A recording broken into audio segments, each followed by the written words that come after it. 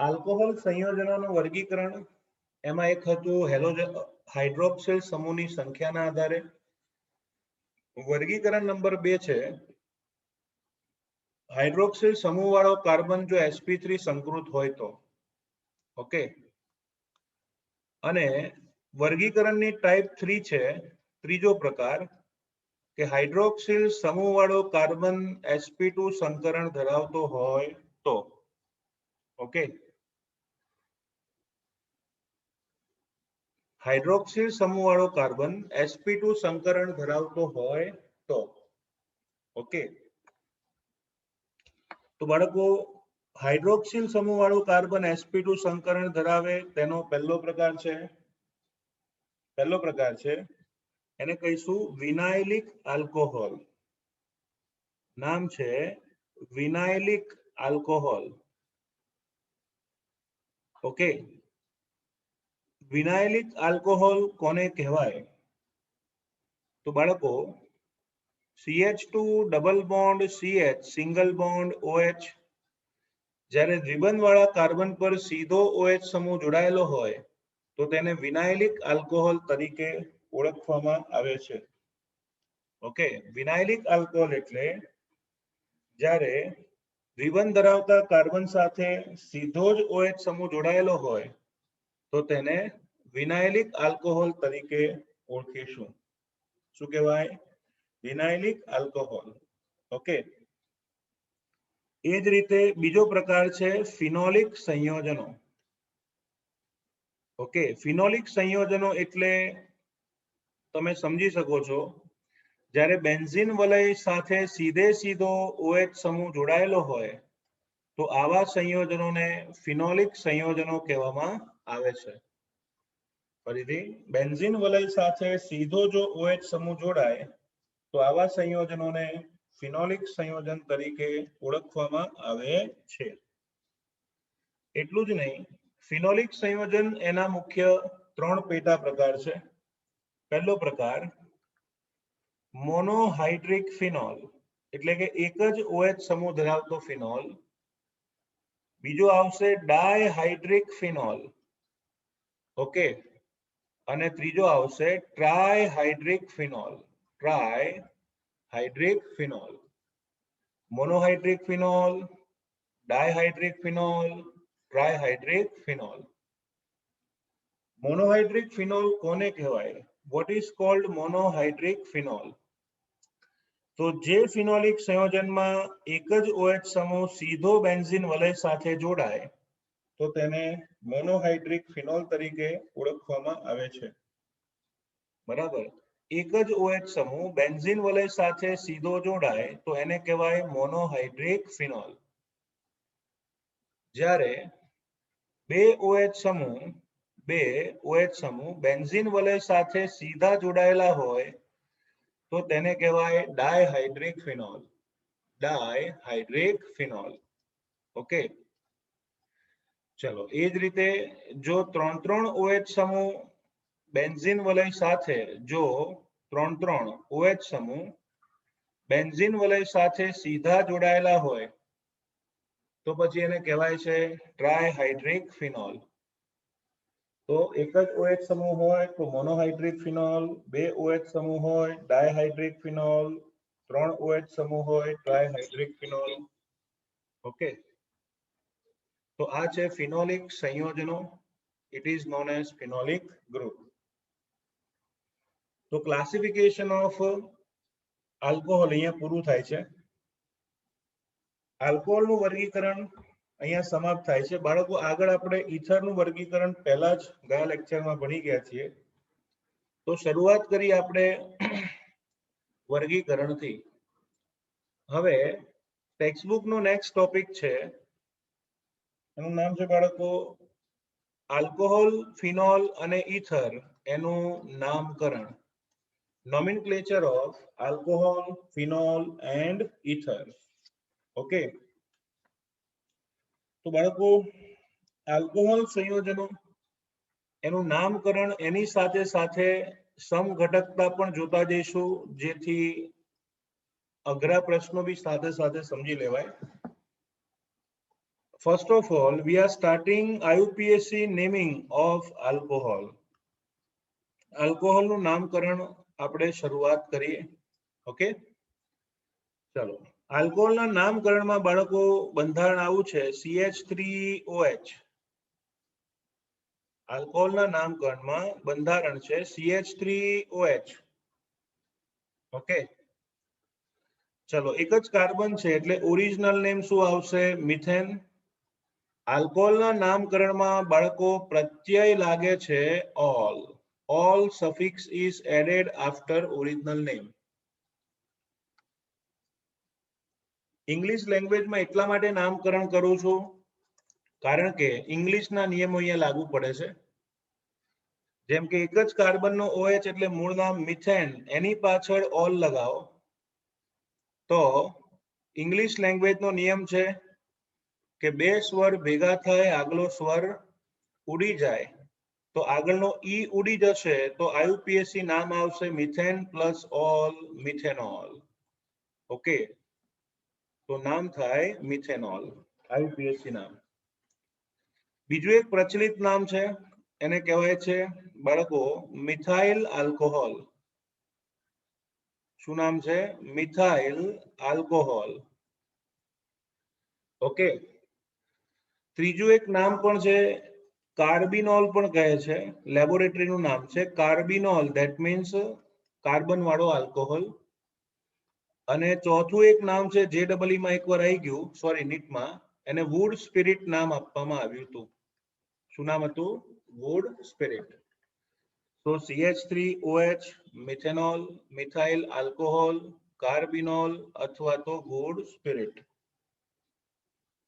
ચલો, બે કાર્બન લઈએ એટલે કે CH3 CH2OH, બે કાર્બન હોય તો મૂળ નામ આવશે ઇથેન વત્તા ઓલ. શું લખાય? ઇથેનોલ, IUPAC નામ. અને પ્રચલિત નામ થશે, પ્રચલિત નામ થાય ઇથાઇલ આલ્કોહોલ. ઓકે, પ્રચલિત નામ થશે ઇથાઇલ આલ્કોહોલ. ઓકે,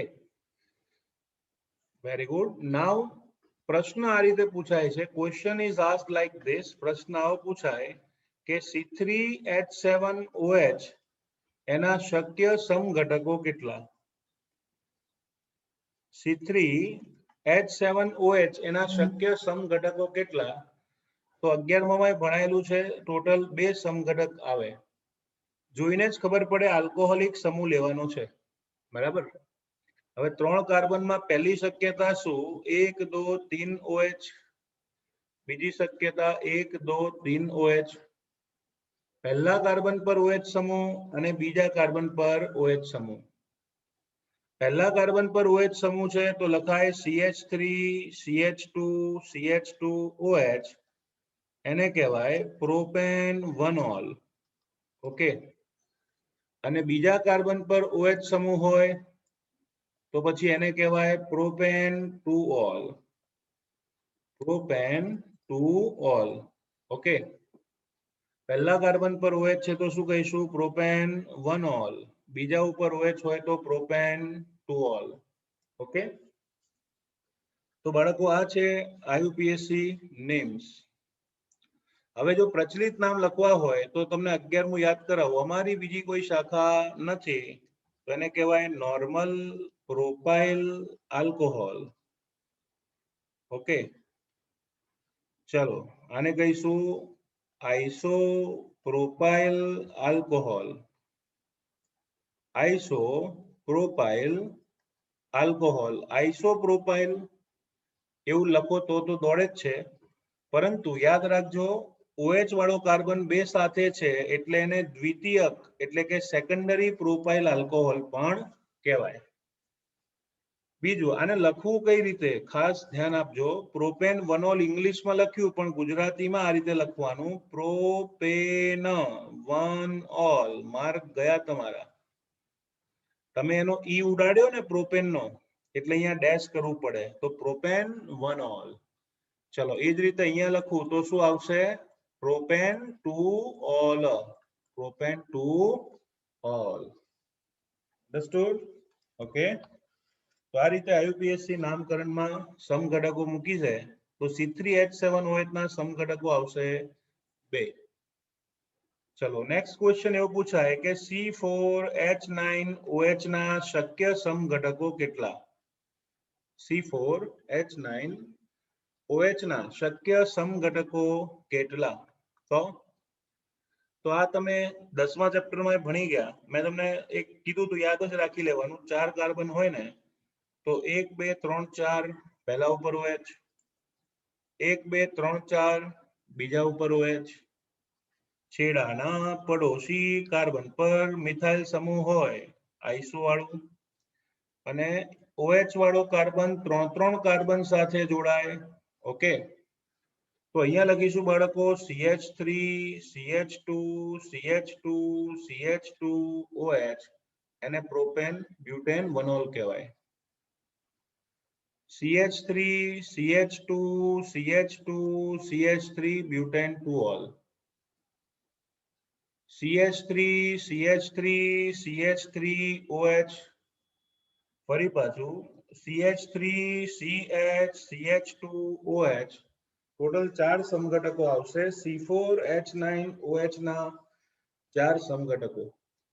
બરાબર. પહેલા હું પ્રચલિત નામ એટલે લખું છું તમને યાદ આવે. Normal butyl alcohol. OH વાળો કાર્બન 2 કાર્બન સાથે તો એને કહેવાય સેકન્ડરી બ્યુટાઇલ આલ્કોહોલ. છેડાના પડોશી પર મિથાઇલ તો એને કહેવાય આઈસો બ્યુટાઇલ આલ્કોહોલ. અને OH વાળો કાર્બન 3 સાથે તો એને કહેવાય તૃતીયક એટલે કે ટર્શરી બ્યુટાઇલ આલ્કોહોલ. ઓકે, તો અહીંયા આવશે બાળકો નોર્મલ, સેકન્ડરી, આઈસો અને tertiary. Normal, secondary, iso, tertiary alcohol. Okay, ચલો આગળ વધીએ.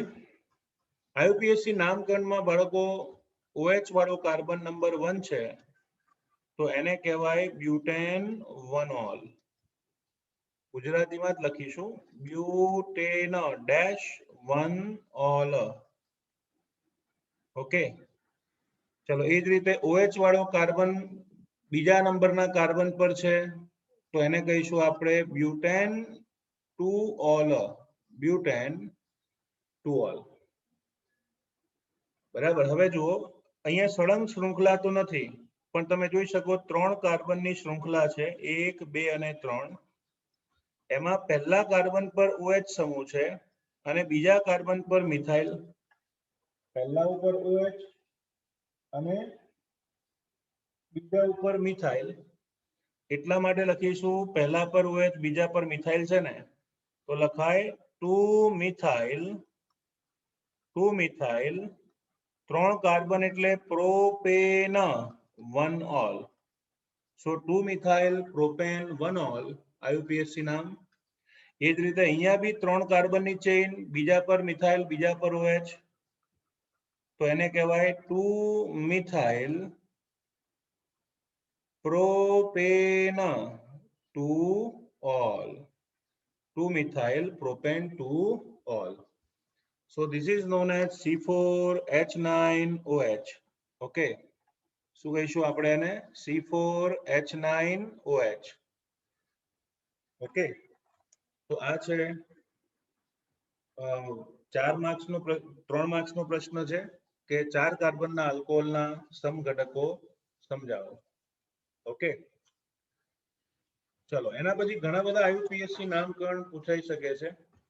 જેમ કે તમને એવું કીધું હોય કે CH2 CH2 OH OH. Okay, suppose આવું કીધું હોય CH2 CH CH2 ત્રણેય જગ્યાએ આવશે OH OH OH. અથવા તો સાયક્લોહેક્સેન એની ઉપર OH. ત્રિકોણ દોર્યો હોય એની ઉપર OH. પંચકોણ દોર્યો હોય તો એની ઉપર OH અને જમણી બાજુ મિથાઇલ. બરાબર. તો જુઓ ઇથિલિન ગ્લાયકોલ આજે તમે જાણો જ છો, બીજા ચેપ્ટરમાં કીધું હતું કે CH2 CH2 OH OH એનું પ્રચલિત નામ છે ethylene glycol. Ethylene glycol. Okay, પ્રચલિત નામ. ઇથિલિન ગ્લાયકોલ એનું પ્રચલિત નામ છે, અથવા તો એને કહીશું ઇથેન 1,2-ડાયોલ. ઓલ ની આગળ ડાય લગાવી દો. ઇથેન 1,2-ડાયોલ. એમાં ડેશ નથી કરવાનું. આમાં ખાસ તમે એક વસ્તુનું ધ્યાન રાખશો, અહીંયા ડેશ નહીં કરવાનું. કેમ નહીં કરવાનું? કારણ કે જુઓ, ઇથેન એમાં આવે છે ઈ, 1,2-ડાયોલ. અહીંયા બે સ્વર નથી ભેગા થતા. આગળ જુઓ ઈ છે, પાછળ દિલ્હી છે, એ સ્વરમાં ના આવે. એટલે આમાં ઇથેન આખું રાખીશું, ઇથેન 1,2-ડાયોલ. મોટાભાગના છોકરાઓનો આખો માર્ક જતો રહે છે, અહીંયા ડેશ કરે છે ને એટલા માટે. ચલો, એ જ રીતે એકતા કપૂરની સિરિયલનું મુખ્ય કારણ ગ્લિસરીન અથવા તો ગ્લિસરોલ. ઓકે, ગ્લિસરીન અથવા તો ગ્લિસરોલ આવશે. આઈયુપીએસસી નામ લખવું હોય તો સેમ વે, 3 કાર્બન છે ને, 1, 2 ને 3. તો પ્રોપેન 1, 2, 3, ટ્રાય ની પાછળ ઓલ લગાવો. શું લખાય? ટ્રાયોલ. એટલે નામ થશે પ્રોપેન 1, 2, 3 ટ્રાયોલ. ઓકે, ચલો, સાયક્લોહેક્ઝેન એની ઉપર જો OH સમૂહ આવે, સાયક્લોહેક્ઝેન ની ઉપર OH, તો આને લખાય સાયક્લોહેક્ઝેનોલ. સાયક્લોહેક્ઝેનોલ.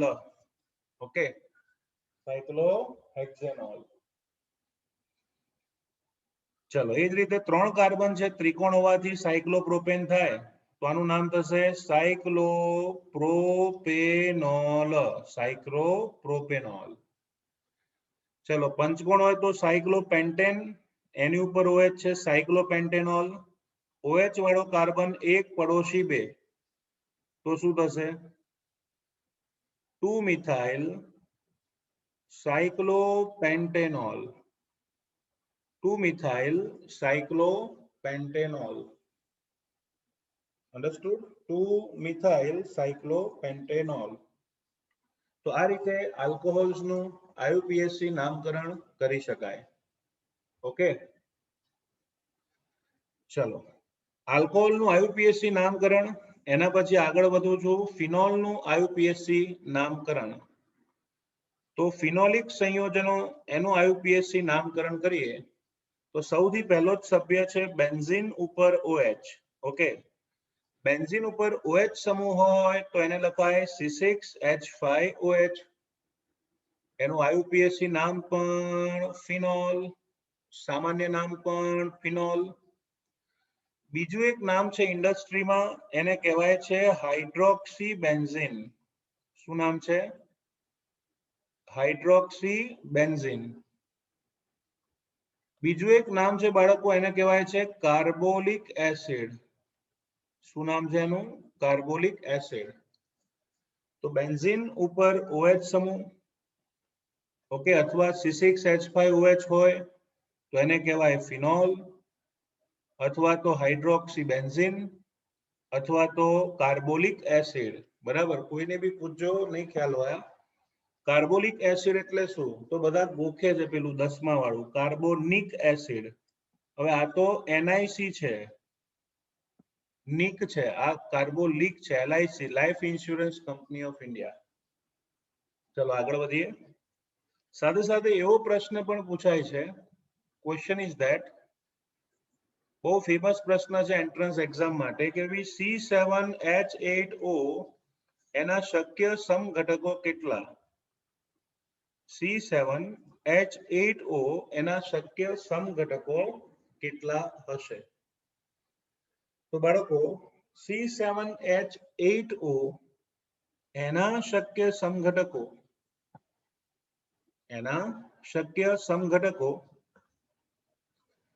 એમાં ખાસ ધ્યાન રાખો, પહેલા તો 3 ફિનોલિક સમઘટકો હોય છે, ફિનોલિક સમઘટકો. પછી એક આલ્કોહોલિક સમઘટક હોય છે અને એક ઈથર સમઘટક હોય છે. બરાબર, ફિનોલિક, આલ્કોહોલિક અને ઈથર. ફિનોલિક સમઘટકોમાં કેવું છે?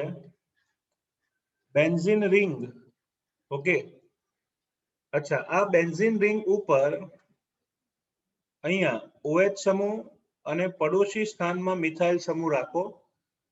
પહેલું ઓપ્શન, બીજું ઓપ્શન અને ત્રીજું ઓપ્શન. તમને યાદ હશે સ્ટાન્ડર્ડ 11 માં પણ ભણી ગયા કે બેન્ઝીન વલયમાં OH અને CH3 સમૂહ હોય તો આ સંયોજનને કહેવાય છે ક્રેસોલ. શું કહેવાય? ક્રેસોલ. હવે જો ઓર્થો સ્થાનમાં હોય તો એને કહીશું ઓર્થોક્રેસોલ. મેટા સ્થાનમાં હોય તો એને કહેવાય મેટાક્રેસોલ.